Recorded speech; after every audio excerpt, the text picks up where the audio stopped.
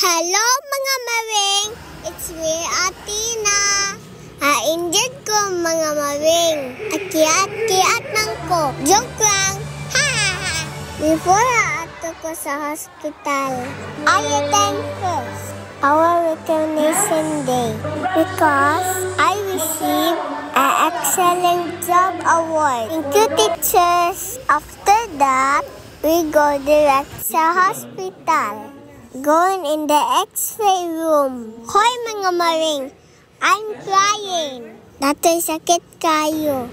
Ang arms nako.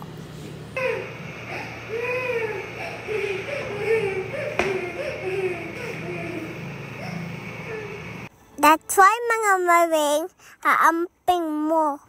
Dili lalim. Magbabalik ka. And thanks God, my result is okay. Amping ka no